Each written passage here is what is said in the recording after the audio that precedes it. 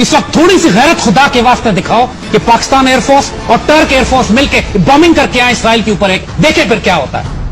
उसको धमकी दे, बेगैरत और बुज़दिल हैं वो यहूदी, वो सिर्फ बच्चों और औरतों पे बॉम्बिंग कर सकते हैं। पाकिस्तान की सिर्फ मौजूदगी एक थ्रेट काफी है हमारा कि हम तल अवीव पे 2 बम मारेंगे जाके, तुम्हारा दिमाग टेक कर देंगे अगर तुमने ये बमबारी फलस्तीनियों पे ना रोकी तो। लेकिन पाकिस्तान तो अपनी जंग में मुब्तला है, ऐसी बात पराई जंग में क्यों जाएगा? बात ये पराई नहीं है जंग, ये हमारी जंग है। ये कोई पराई जंग, उम्मत रसूल की जंग पराई नहीं होती। हम एक वजूद की मानंद। याद देखें पाकिस्तान एयरफोर्स का हम आपको कैरेक्टर बताएं क्या है। सिर्फ हमें अगर क़यादत हमें इस तरह की मिल जाए, हमारे हुक्मरान इस वक्त इतनी करेज, जुर्रत और गैरत अगर दिखा सकते, अस्तगफिरुल्लाह, हम शर्म से डूब मरने का मकाम है इन हुक्मरानों के लिए।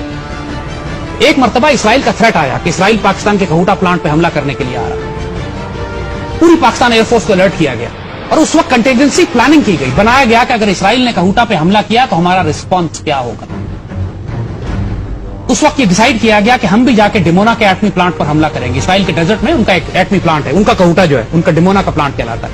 मगर इसराइल हमसे बहुत दूर है और पाकिस्तान से अगर F-16 उड़ते हैं हमारे तो वो सिर्फ 1 वे फ्लाइट कर सकते थे। वो जाके डिमोना पे बॉम्बिंग कर सकते हैं, उसके बाद क्रैश कर जाएंगे क्योंकि फ्यूल खत्म हो जाता उनका, और हमारा पायलट डेफिनेटली या शहीद होता या इसराइली उसको कैदी बना लेते या समुद्र में डूब जाता वो। तो उस वक्त वॉलंटियर्स मांगे गए पाकिस्तान एयरफोर्स। कहा गया कि जी 1 वे मिशन है, हमें वॉलंटियर्स चाहिए। जेन्युइन थ्रेट था, ये मजाक एक्सरसाइज नहीं हो रही थी, कोई हाइपोथेटिकल बात नहीं थी।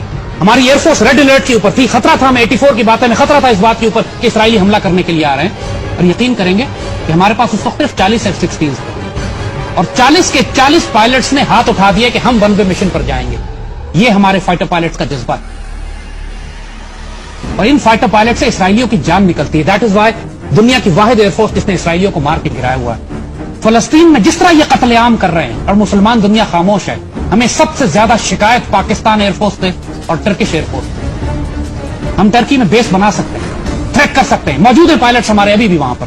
टर्की के साथ हमारे ताल्लुकात ऐसे हैं।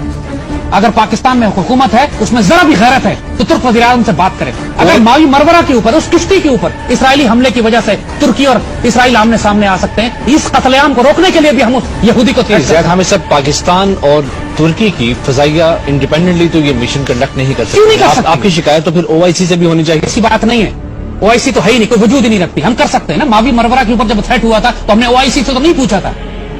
तुर्क एयरफोर्स इसराइल के खिलाफ उड़ी थी और हम शामिल थे उनके साथ। जब पाकिस्तान अंडर थ्रेट आता है तो कौन से मुस्लिम ममालिक पाकिस्तान को सपोर्ट? कोई ना आए हमें सपोर्ट करने के लिए, लेकिन हमारी जिम्मेदारी है कि जब फलस्तीन के बच्चों की हिफाजत हम करें। हर मुसलमान मुल्क के पास अपनी आर्मी, नेवी, एयरफोर्स है, वो डिफेंड कर रहे हैं अपने आप को। फलस्तीन के पास क्या है?